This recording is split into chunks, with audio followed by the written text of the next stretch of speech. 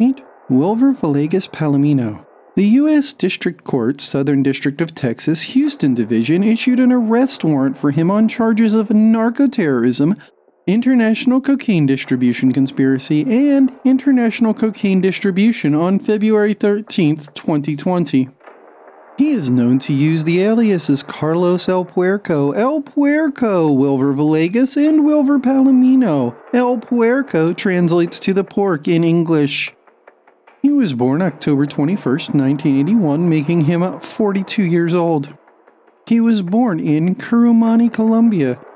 He has black hair and brown eyes. He is approximately 5'7" to 5'9" inches tall.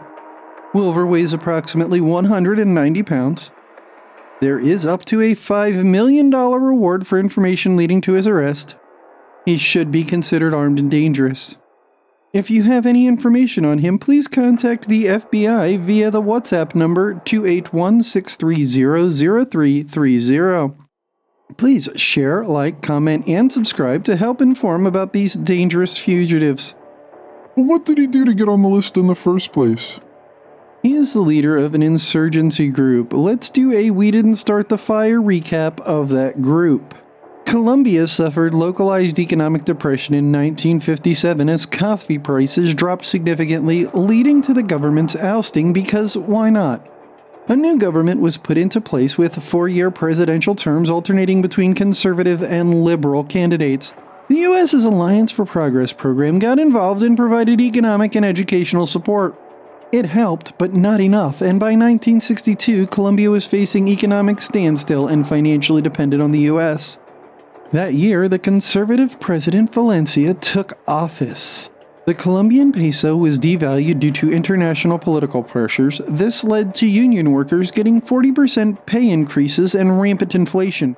Colombians had lost faith in their government, and less than 40% of them voted in the 1964 election.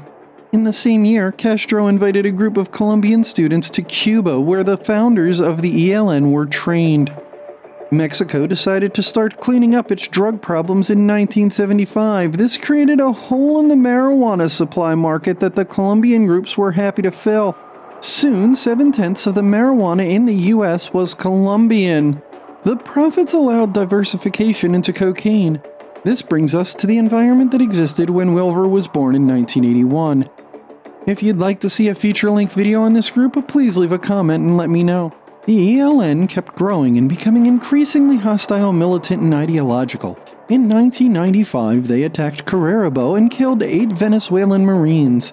In 1999, they conducted the largest mass kidnapping in Colombia to date when 190 people were kidnapped from a church in Cali. Then, in April, they hijacked a plane and kidnapped all the passengers. In the new millennium, ELN signed a peace treaty with FARC, a similar but larger group. This prompted ELN to upsize its enterprise with drugs and illegal mining. In 2017, FARC demobilized, creating several power vacuums in the Colombian crime world. ELN patched up the ship and also moved into Venezuela. There have been peace talks between the Colombian government and ELN in 1975, 1994, and 1998, all of which failed. In 2000, Wilver's position in the ELN was Chief of Drug Trafficking for the ELN Northeastern War Front, or ELN NEWF. He also commands the area known as Magdalena.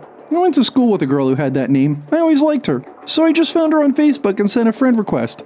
She accepted, but I digress. This map shows the 6 regions that ELN operates in within Colombia. Allow me to explain it for those who, like me, don't speak Spanish. The orange, purple, and brown areas make up the ELN NEWF. The brown area is Magdalena, and its text reads, "In the south of Bolivar, their actions are limited to certain areas of economic life, such as mining and cocoa, but in military terms, it is irrelevant." The title on this map reads, "Spatial distribution of violent actions carried out by the self-defense groups during the period of 1995 to 2002. The bigger the dot, the more stuff happened." Wilver is in charge of overseeing the collection of coca-base paste from farmers and producing cocaine from it in Venezuela and the Catatumbo region of Colombia. These funds are a major contribution to the bankroll that supports all the activities talked about earlier. Please share, like, comment, and subscribe to help spread the word about these dangerous fugitives. Meet Wilver Villegas-Palomino.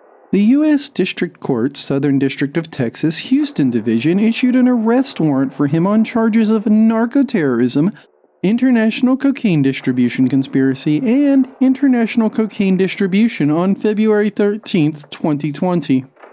He is known to use the aliases Carlos El Puerco, Wilver Villegas, and Wilver Palomino. El Puerco translates to the pork in English.